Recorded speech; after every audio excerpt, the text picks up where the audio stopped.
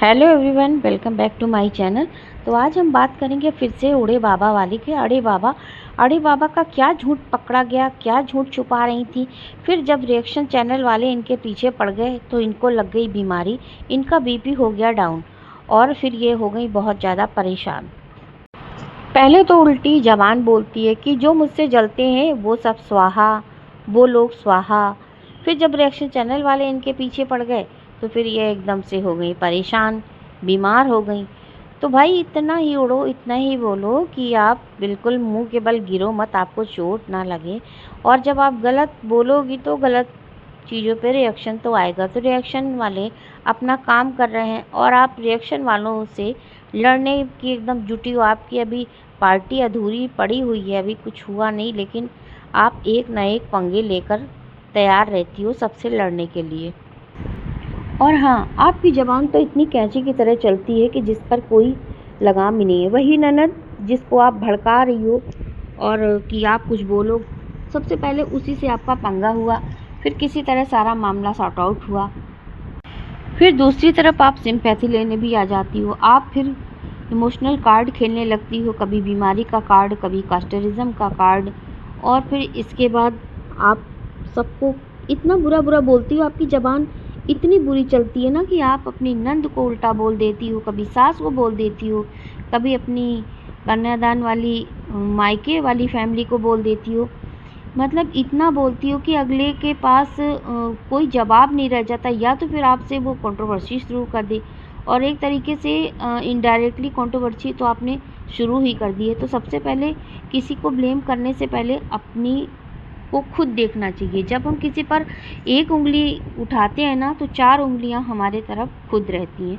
तो सबसे पहले अपनी कमियां पकड़ो और सबकी तमीज़ करना सीखो, इज्जत करना सीखो, बड़ों छोटों का लिहाज करना सीखो। और फिर कहती हो कि शायद इनके पति पत्नी में अनबन हो गई है, ससुराल में भी कुछ चल रहा है, तो किसी को आप ब्लेम मत करो। ये सब आपके जो कर्म कांड है ना, इसी की वजह से हुआ है। ये बोल रही है कि मेरा ससुराल आप लोग तुड़वाना चाहते हो। तो भाई ससुराल कौन तुड़वाना चाह रहा है और क्यों तुड़वाना चाहेगा? पहले तो आप अपने को देखो कि आप क्या कर रही हो। सबसे पहले आपका एक वीडियो वायरल हुआ था, आपको याद है, जब आप अपने देवर के ऊपर थूक रही थी। तो सारी बदतमीजी आप करती हो, गलत अपना व्यवहार अपना दिखाती हो, है सबके साथ मिसबिहेव तुम करती हो, ज़बान तुम चलाती हो, एहसान फरोमोश तुम हो और ब्लेम लगाती हो सारे ऑडियंस को और ख़ासकर रिएक्शन चैनल वालों को। और क्या ज़रूरत है तुम्हें इतनी सबसे लड़ाई करने की चुल मची रहती है कि तुम पहले ही आते ही वीडियो में धमकाना शुरू करती हो। तो सबसे पहले तो तुम अपनी तरफ देखो, ठंडी दिमाग से बैठो, मंथन करो कि कमी कहाँ पे है, गलती कहाँ पे है। पहले तुम अपने आप को देखो।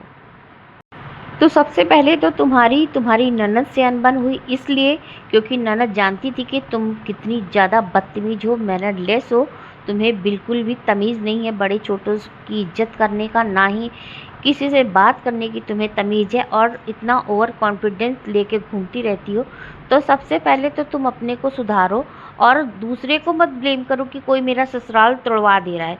सास से तुम बदतमीजी करती हो, हस्बैंड को तुम तू तड़ाक करती रहती हो, और ननद से तो तुम्हारा हो ही चुका, जिसका कि सबको दिखा था। देवर के साथ तुमने जो किया वो कांड वीडियो में आया ही था।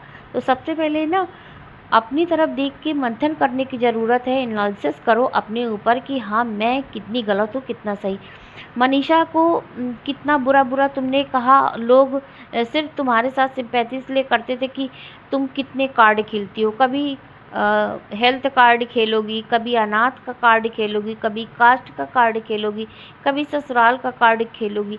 तो जब मनीषा को तुमने बहुत ब्लेम लगाए थे उल्टा सीधा, तो लोग मनीषा को ब्लेम कर रहे थे, ट्रोल कर रहे थे, लेकिन उससे तुम्हें, मेरे को लग रहा है तुम्हें बहुत कलेजे में ठंडक पहुंच रही होगी।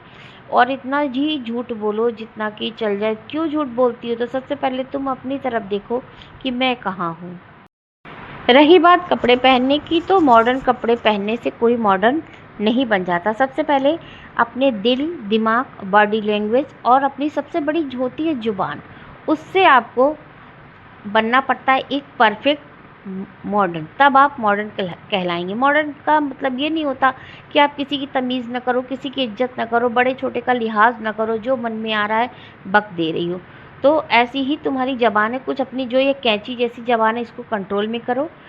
उसके बाद ये कार्ड जो खेल रही हो सिंपैथी वाला, इसे बंद करो, क्योंकि जनता बहुत अच्छे से जान गई है कि तुम मतलब परस्त हो, और जहाँ तुम्हारा मतलब सीधा होता है तुम किनारे चली जाती हो, और जब तक मतलब उल्लू आपका सीधा नहीं होता तब तक आप एकदम अपने मिशन पे लगी रहती हो।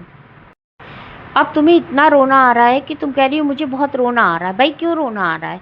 पहले तो तुम कहती थी मुझे रोना नहीं आता, और एक वीडियो में तुमने बताया कि जब मेरी शादी होके मेरी विदाई हो रही थी तो मुझे रोना नहीं आ रहा था। सब लोग देख के बिल्कुल आश्चर्य थे कि बिल्कुल भी रो नहीं रही है, तो मुझे रोना तब भी नहीं आ रहा था, तो अब कैसे आ रहा भाई? अब रोना क्यों आ रहा है? और कह रही थी कि जब राज फैमिली रो रही थी तो मुझे हंसी आ रही थी। अच्छा जी, तो ऐसा तो सोच आपकी है, ऐसे ही इतनी अच्छी सोच, इतनी पॉजिटिव सोच तो आप रखती हो, और कार्ड खेलती हो ऑडियंस के साथ, और ऑडियंस को सारा ब्लेम कर देती हो कि ऐसा वैसा सब, मतलब सब बुरे हैं, सिर्फ आप अच्छी हो। और फिर लड़की ये इतनी तेज है ना, इतना दिमाग लगाती है कि सबसे पहले इसने डाली ज्वेलरी की और शॉपिंग की वीडियो। अगर ये रोने धोने के बाद की बात डालती तो सब लोग ये कहते ना कि तुम्हारी इतनी तबीयत खराब थी तो तुम मार्केट क्यों गई,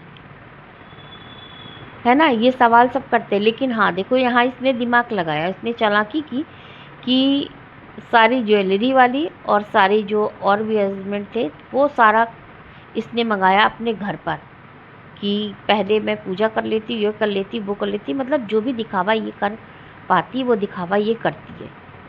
तो ये जो तुमने सोशल मीडिया पे अपनी इमेज बनाई है, और अभी 1 साल हुआ है तुम्हारी शादी को, तो तुम्हें तुम्हारे घर में और घर से लेकर बाहर तक तुम्हें लोग समझ चुके हैं, जज कर चुके हैं। अगर तुम चाहो तो अब भी वक्त है, सुधर जाओ, अपनी ये जो ज़बान है उस पर कंट्रोल करो, बड़े छोटों का लिहाज करो, बड़े छोटों की इज्जत करो, सबको एक समान समझो। ना कोई पैसे वाला बड़ा आदमी है, ना वो कि जिसके पास पैसा नहीं है।